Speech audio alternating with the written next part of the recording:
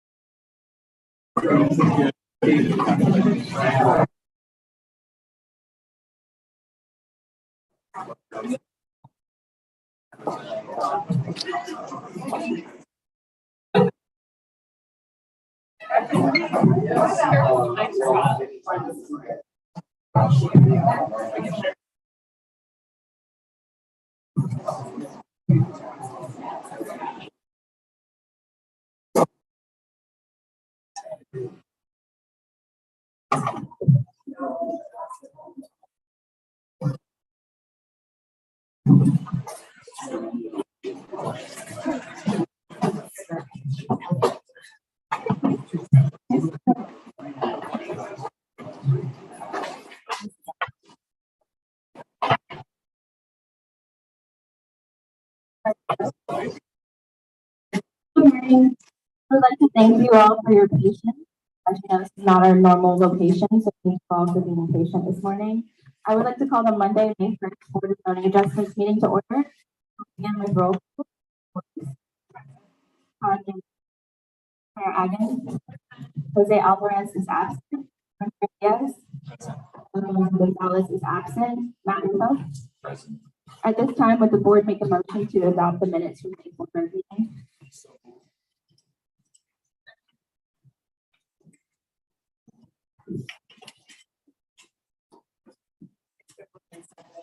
Documents from our last meeting, roll call vote, Todd James.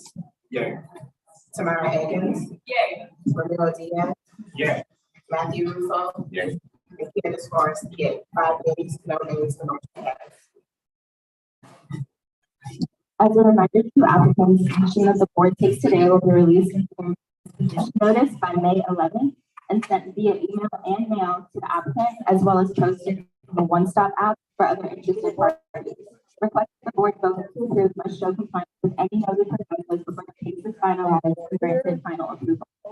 One item on today's agenda has been withdrawn. Item number 18, BZA docket 043-23 for the property at 7311 Hurst Street. We will now begin with the unfinished business for variances. Will the chair please read the hearing rules for variances? Rules and procedures for public hearings, variance requests. The following procedures shall be observed during the hearing. Each speaker shall give their name and address prior to speaking on the proposal.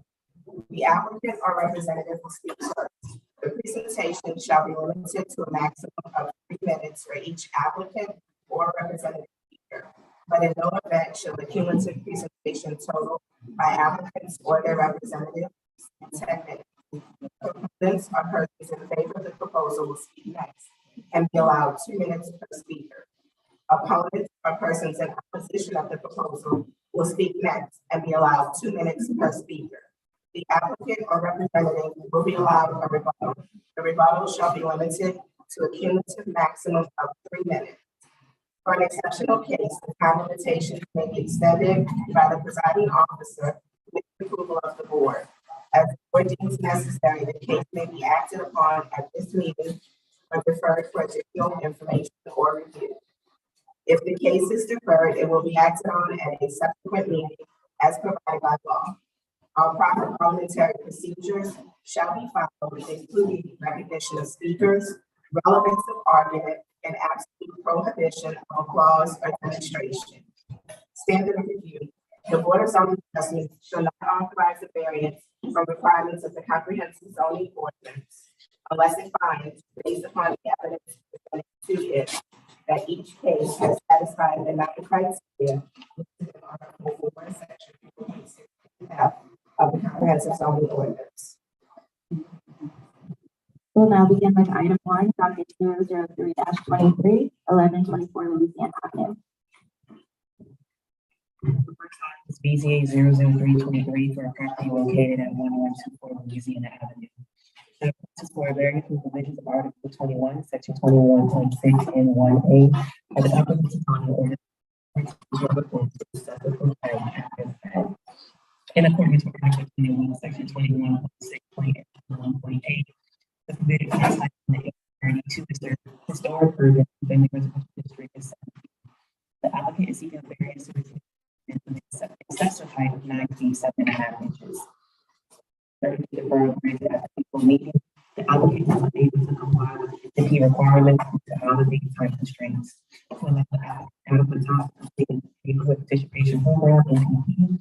Staff recommended 30 deferral to request that variance.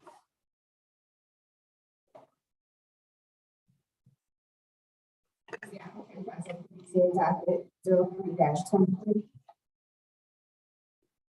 Is anyone here in support of the applicant for BZA docket 03-24?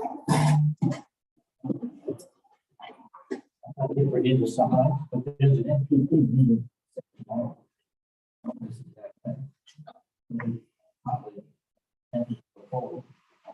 yeah, that's what the recommendation is for deferral. We just have to take public comment in the event that anyone is here to speak up. That's it. Is there anyone here in support of the applicant for BZA docket 03-24? Anyone here in opposition? For the applicant. Okay, just give your name and address for the record on the line, please. My name is Paul Semino, with the firm, 201 St. Charles Avenue, Suite 3200. Do you wish to add? No, we're in favor of the call. And we don't have any NPP. Thank you. Any questions from the board? Yes, proceed. Madam Chair, regards to BZA docket number 03-23, motion to follow staff. Recommendation of the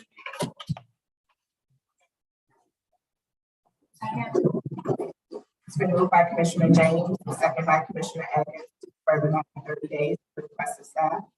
Roll call vote, Todd James, Yes. Tamara Eggins. Yes. Ramiro Diaz, Yes. Matthew Rizzo, and Candace Forrest, yes. 5 yeas, no nays, motion carries.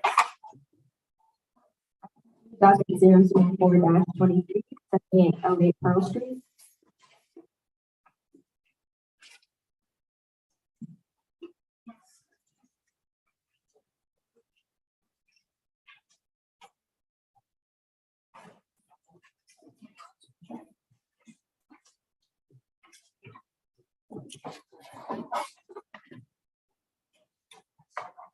BZA 004-23 is for a request at 7808 Pearl Street. This request is for variances from provisions of Article 11, Section 11.3.8.1, Article 11, Section 11.3.8.2, Article 21, Section 21.6.8.4, and Article 21, Section 20.7 of the comprehensive zoning ordinance to permit the construction of a single-family residence with insufficient front yard setback, insufficient front yard building line, insufficient rear yard setback, excessive carport height, and a carport that encroaches to the required front yard. At previous meetings, the board approved a series of deferrals in order to allow the applicant to submit alternative plans in order to bring the property into compliance. On April 11th, those plans were received and forwarded to safety and permits for an evaluation of whether any variances are required. On April 17th, staff sent a follow-up email to the Department of Safety and Permits. Staff is still waiting for determination to be made as to whether the most recent plan submitted will not require waivers. Due to this, staff is requesting a 30-day deferral.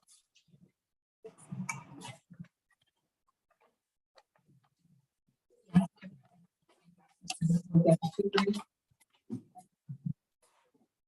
there anyone here in support of the applicant for BZA docket 04-23? Anyone in opposition? Any questions from the board? Yes, trustee. Madam Chair, with regards to BZA document number 04-23.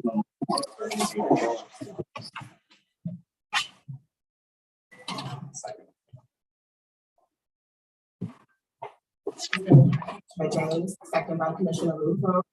Defer this matter 30 days at the request of staff.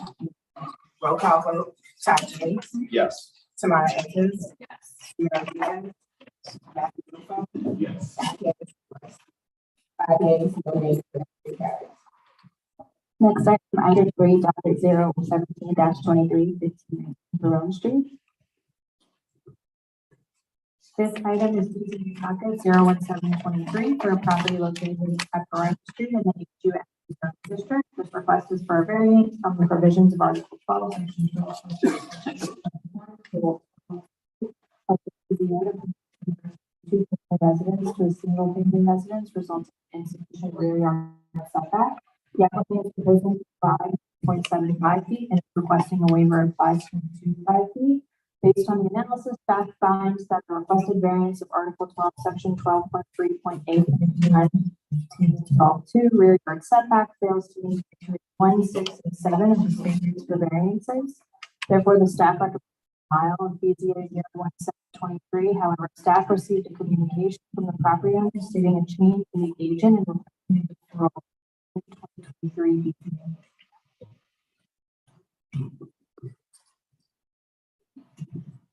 Is the applicant present for BZA docket 017-23?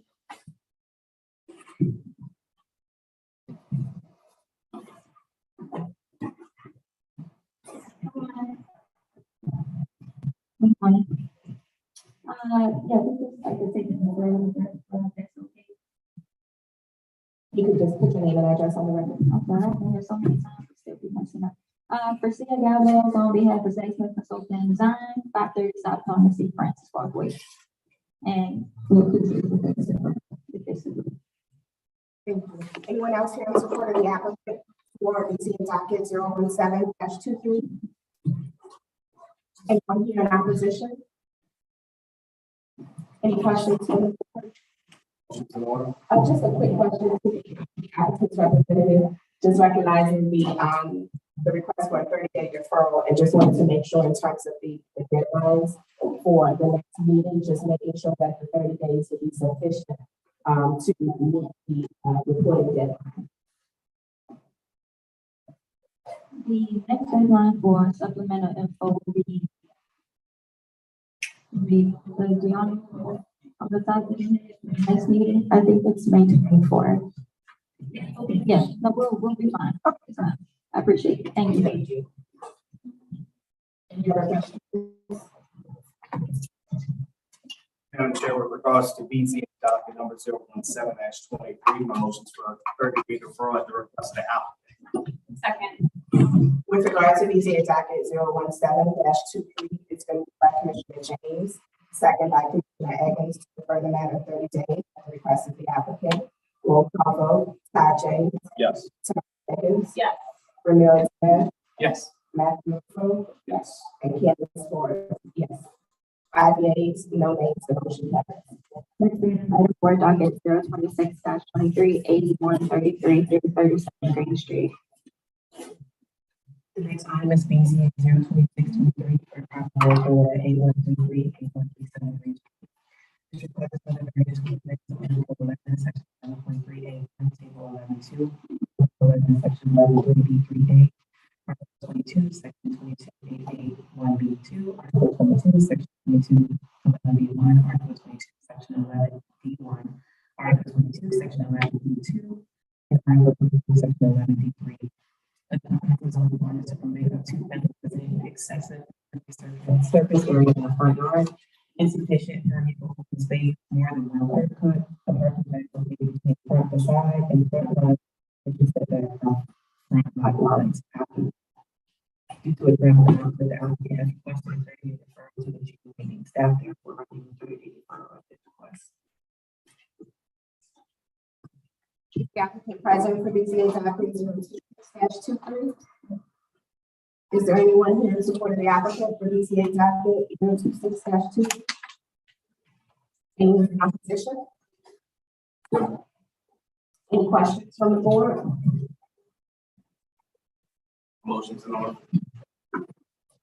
Madam Chair, with regards to BZA docket number 026-23, my motion is for 30 days.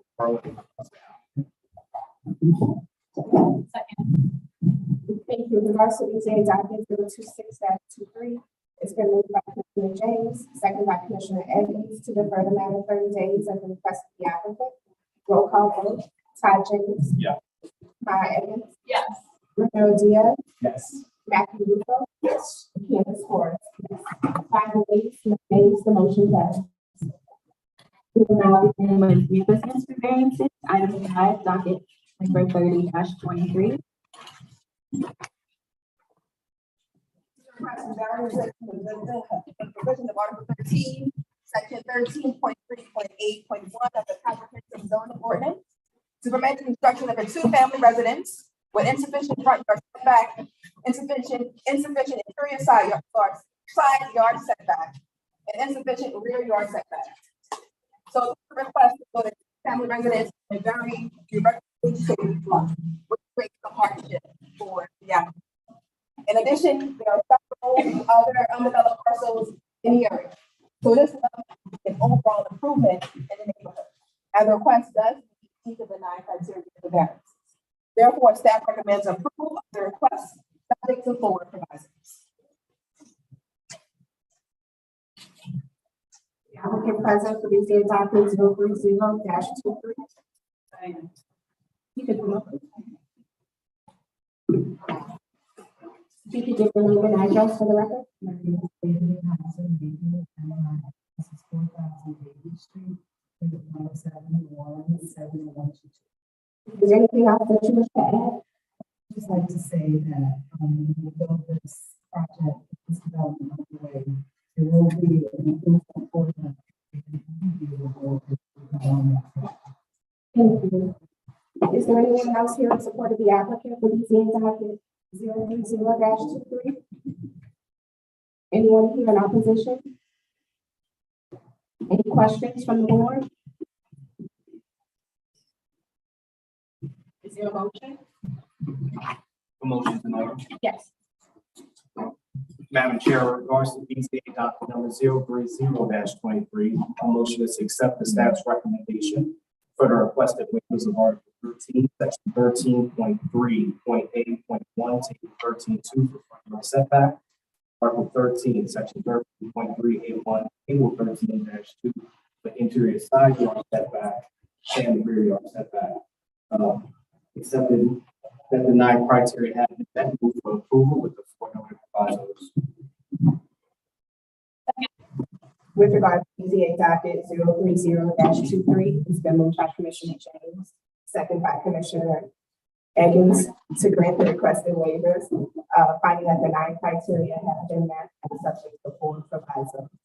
Roll call vote, Todd James, Yes. Tamara Eggins, Yes. Romero Diaz, Yes. Matthew Russo, Yes. and Candace Forrest. Yes. 5 yeas, no nays, the motion carries. Item 6, docket 31-23.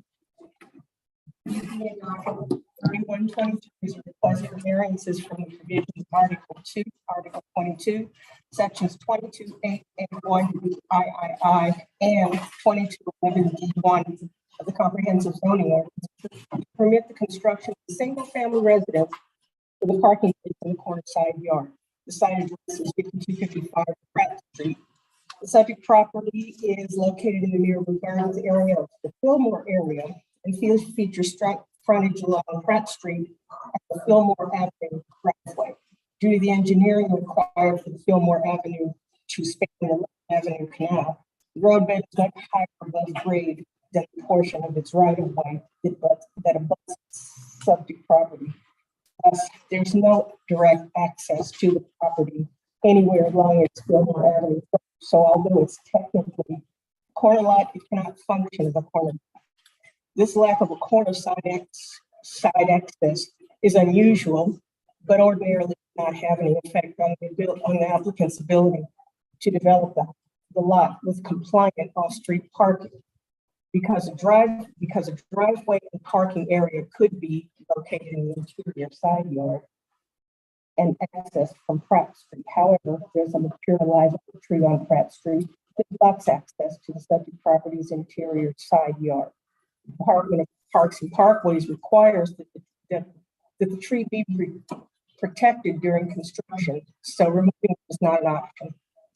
If the rear yard of the property could be accessed directly from Fillmore Avenue, compliant parking could possibly be developed there. And if the large tree were not blocking access to the interior side yard, compliant parking could be developed there. Neither of those conditions exist for the subject property, so neither of those options is available to the applicant. Accordingly, the staff finds that the request meets all 9 criteria for approval and recommends signing subject to 3 provisos. The president of the BZA docket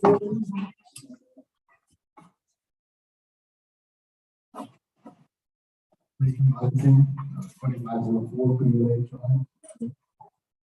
Anyone else that wish to add? Thank you. Is there anyone else here in support of the applicant for BZA docket 031-2? Anyone here in opposition? Any questions from the board?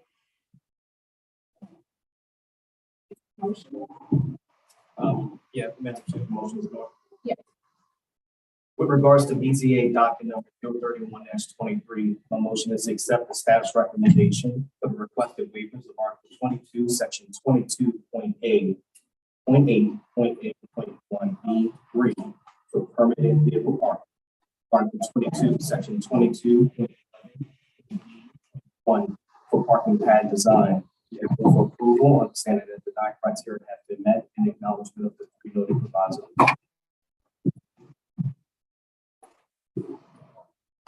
Second. Thank you. Regards to BZA docket 031-23, it's been moved by Commissioner James, second by Commissioner Monroe, to grant the request for waivers, finding that the 9 criteria have been met and subject to 3 provisos. Roll call vote. Todd James. Yes. Tamara Evans. Yes. Ramiro Diaz. Yes. Matthew Nichol. Yes. And Candace Forrest. Yes. 5 yeas, no nays, the motion carries. Item 7, docket number 032-23. This item is BZA docket 032-23 for the Audubon Aquarium located at 1 Canal Street in the CP Current Park District. The request is for variances in provisions of Article 24, Section 24.13.G.3.B.I, and Section 24.13.G.3.B.I of the CPO, permitting 1 sign for the structure and to allow each sign to be greater in area than the maximum 8 square feet allowed. The applicant is proposing to replace 2 existing signs on Canal Street and Union Street and to add an additional sign on the Union Street structure. As part of a renovation to the entire number of signs is proposed to increase the total area as proposed to be reduced. The staff finds that the unique location of the Audubon Aquarium sitting adjacent to the riverfront and along Canal Street, but beyond the small creek conditions that run like other properties in the BCP zoning district. Staff analysis found neighboring properties enjoying rights for both the number of signs and square footage of signs more aligned with the proposal. Based on this report, the staff believes the requested variances of Article 24, Section 24.13.G3.B.I, number of signs, and Article 24, Section 24.13.G.3.B.I, the whole sign maximum area, meet 9 of the 9 criteria of the standards for variances, Article 4, Section 4.6.f of the comprehensive zoning ordinance. Therefore, the staff recommends approval of the requested variances to 1 proviso. Please go for recusal of Commissioner James for the record for this item. As the applicant present for BZA docket 032-23. I'm Henry Robinson with this because I have the applicant at 365 Canal Street. Anything you wish to add? I don't, we really appreciate the staff report that came out about our asks and appreciate. Thank you. Anyone else here in support of the applicant for BZA docket 032-2? Anyone here in opposition? Any questions from the board? Is there a motion?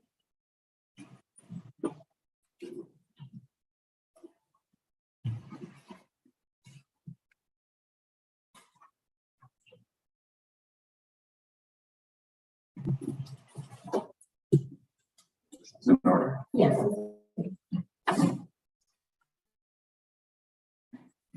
Regarding docket number ECA 032-23, move to request for waiver article number 24, section 24.13.G3. Article 24, section 2413G3B3, or section 2413G3B3, multi-site maximum area, and the same for multi-site maximum area to the street size. Accepting the staff's recommendation, that the request meets all 9 criteria, standards for variance of Article 4, section 46F of the comprehensive zoning ordinance, subject to one provides. Second. Moving by City BZA docket 032-23. It's been moved by Commissioner Rufo, second by Commissioner Higgins to grant the requested waivers, finding that the 9 criteria have been met and subject to one proviso. Call vote. Tamara Higgins. Yes. Will Diaz. Yes. Matthew Rufo. Yes. Candace Forrest. Yes. 4 yeas, 1 nay. Motion carries. And we had no official names. The motion carries. Item 8, docket 033-23. BZA 033-23 is a request for variances from provisions of Article 21, Section 21.6.8.7, and Article 21, Section 21.6.2.2.E, of the comprehensive zoning ordinance to permit the construction of a detached garage with sufficient on the interior side and rear lot. The property currently contains one principal structure using a 2-family dwelling of 2,300 square feet. There's also a 5th accessory rear structure and a planned secondary accessory rear structure behind the principal structure. The applicant intends to reconstruct the demolished accessory structure and garage in the same position on the lot. The garage is 1.5 from the general Diaz Street property line and 1 foot from the rear property line. The applicant intends to recreate the non-conforming garage that was demolished due to damage from the garage is proposed to have a distance of 1 foot 6 inches from the General Diaz Street side lot line and 1 foot from the rear lot line. This is insufficient and necessitates a waiver request of 1 foot 6 inches and 2 feet respectively. Out of all 101 surrounding properties surveyed, the subject site is one of the largest parcels in the area with an area of 9,600 square feet. 98 of the surrounding properties have areas less than 9,000 square feet with the average lot size of 800 square feet. Despite this property being significantly larger than the surrounding properties in the area, the size of the property cannot be considered a special condition because it does not limit the ability for the applicant to propose a compliance garage. The subject site also has an existing concrete slab on lot 24 that does not have an existing structure built upon it, while the tenant uses the existing carport and garage located on lot 23 and part of lot 22. There does not seem to be a logical reason to not build the garage on the concrete slab located on lot 24 with an extension to the driveway to the accessory structure. This location is not convenient, however, it is not equated to a hardship. The site plan also shows the proposed garage is about 6.5 feet from the rear of the dwelling on the property, which indicates that the structure could be moved 1.5 feet closer to the rear of the principal structure while still meeting the 5 feet requirement. While not fully compliant, this would be more compliant than the current proposal. Additionally, both the interior side and rear yards of the site on the Marshall Street side appear to provide sufficient space to locate a detached garage. While this may be less accessible to the dwelling unit, it is an inconvenience and does not rise to the level of hardship. Therefore, staff recommends denial of BZA docket 033-22. Is the applicant present for BZA docket 032? Come up, please.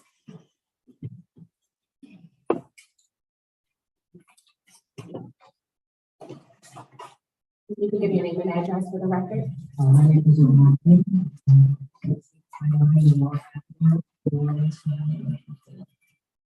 Is your name that you wish to? Speak up a little bit, it's hard to hear. Okay.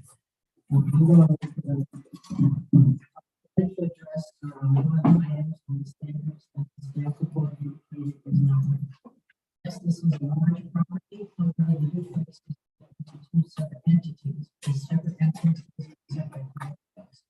The large house is designated and fenced in yellow. The developers operate small upstream apartment. Our side, our front side doors. The garage has been used for 80 years and employed by United for the operation. If you look at the site plan, it shows the sidewalk that goes across the back of the house. The current tenant is grandchildren of the previous tenants of 10 homes. Based on the right to own the house that tenants have. Additionally, the tenant properties are invisible, so tenants have typically been parking in the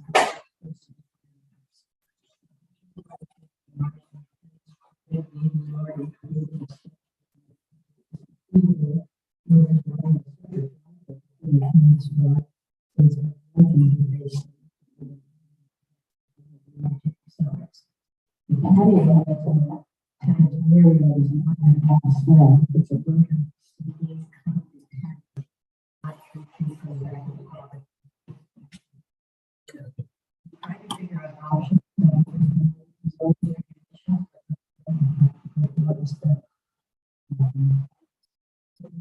This information. Thank you. Is there anyone else here in support of the applicant for BZA docket 033-2? Good morning. My name is Ben Juno,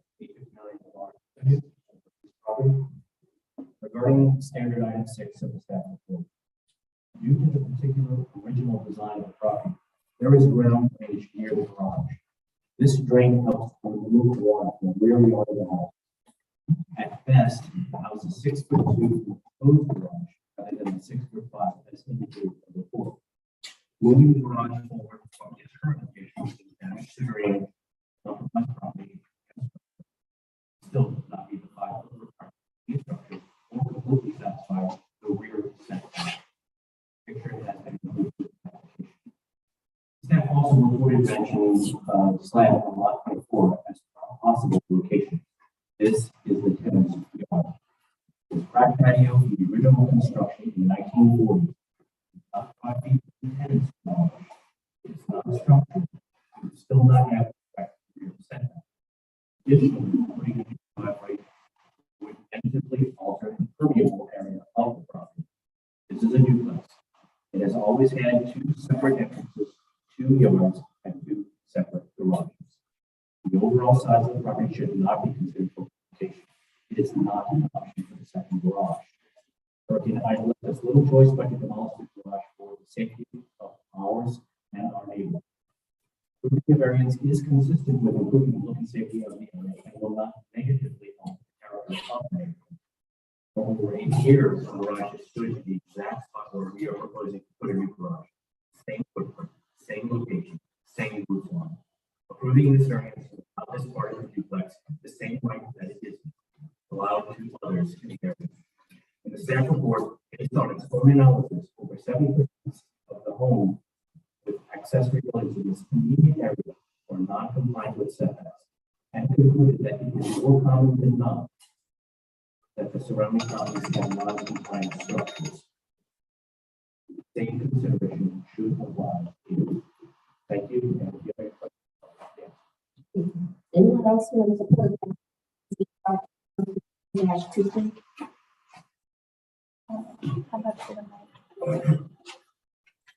Hi, I'm David Duponte, 851 Wall. I am the neighbor who has to look at the structure. I am the neighbor who has to watch the structure deteriorate. I'm the neighbor who had to see Ida's destruction. I am welcome to have a new structure to look at, one that won't follow my property, one that it would be great to have as opposed to the old structure. And if the 18 inches was for my safety because of fire or things falling, there is still 6 feet of that structure to my structure. So I am definitely in favor of having them have a new structure that they can use and I can. Thank you.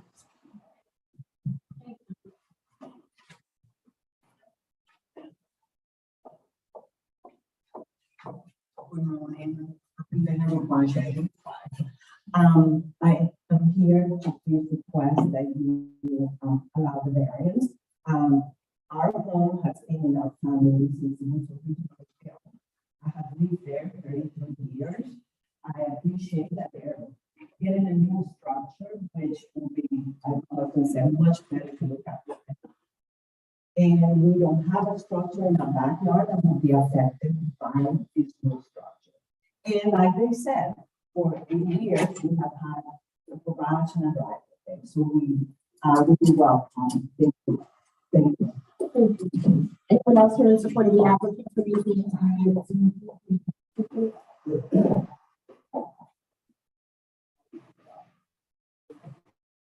Hi, I'm Representative Structure, not myself. The township, just, if you're not aware, we have the top standards nationwide structurally.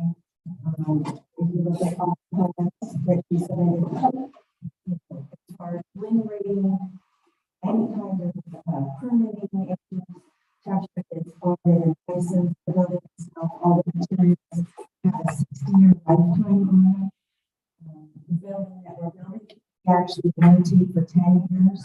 So, in all effective purposes, the building that we're replacing is by far better than any building that was there before. Okay, thank you. I'm with the name and address. Oh, I'm sorry.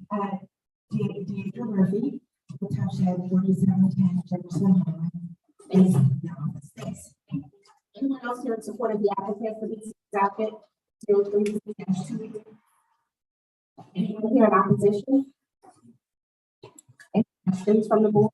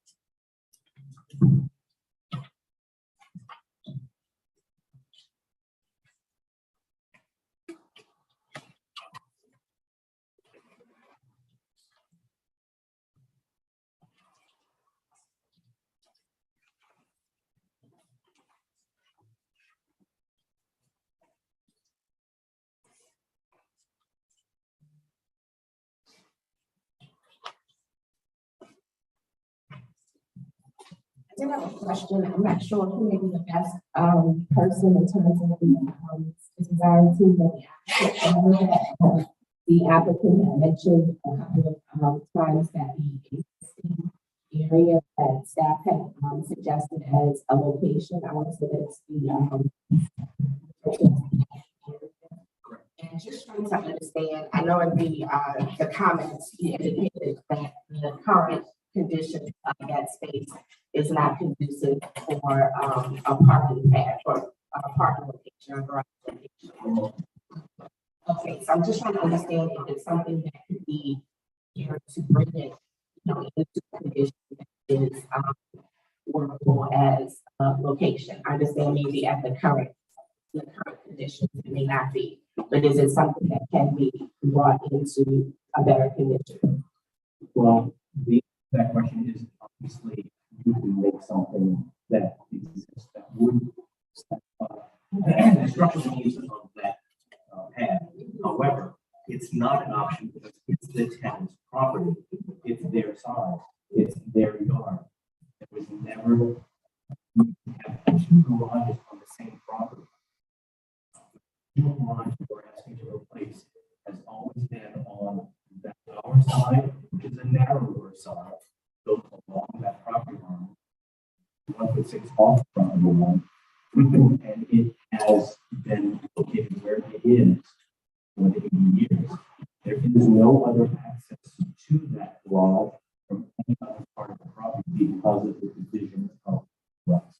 There's a fence between the two sides in the back and one driveway in the front. That tenant, their garage is usable as a carport and that where they are. So we would have to ask that tenant to move the car every time that we would want to get in or out or vice versa. So it's not logistically feasible to have a driveway between two tenants who may not be home at the same time. The logistics of getting the cars in and out, and that there would still not be near away from the existing garage 5 feet. So it would still not be compliant with structure destruction, even if you did forward satisfy the rear setback. And we built it, and we did a driveway. The permeable area would have to be recalculated, and then we have to need variance for that.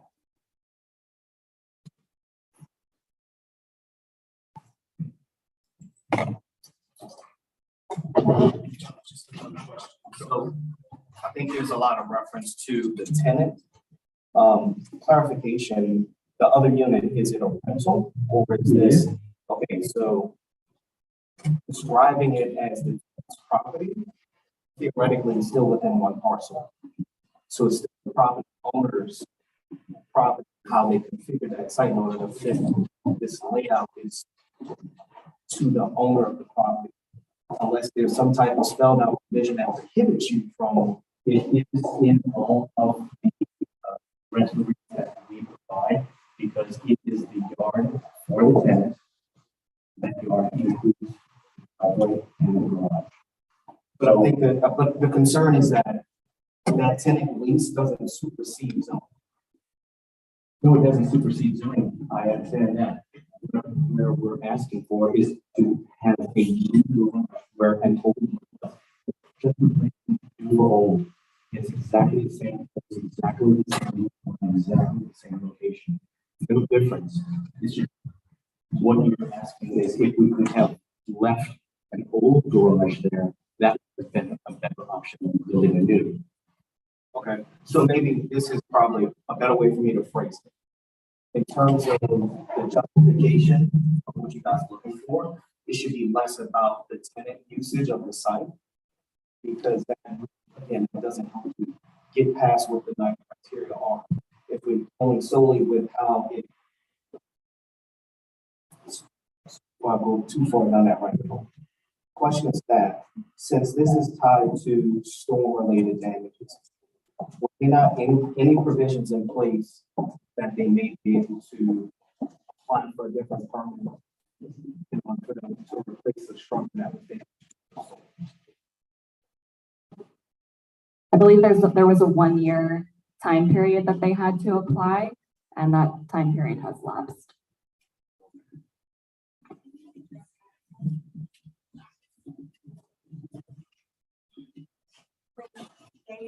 Make sure you come to the mic before you.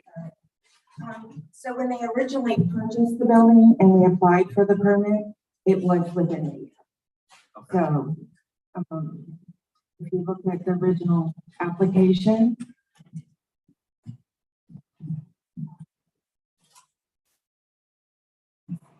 So was the permit, when you applied for the permit, did it redacted? Or?